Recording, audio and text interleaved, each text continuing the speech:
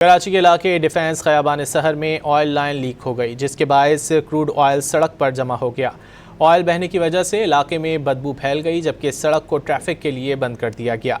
DHA vigilance की जानिब से मुतालिका इदारों को आगाह कर दिया गया है। कराची के इलाके डिफेंस खयाबान शहर में ऑयल लाइन लीक हो गई, जिसके बायस क्रूड ऑयल सड़क पर जमा हो गया। ऑयल बहने की वजह से इलाके में बदबू फैल गई, जबकि सड़क को ट्रैफिक के लिए बंद कर दिया गया।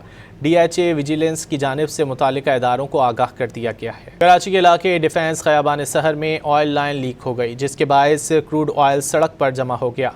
ऑयल बहने की वजह से इलाके में बदबू फैल गई, जबकि सड़क को ट्रैफिक के लिए बंद कर दिया गया।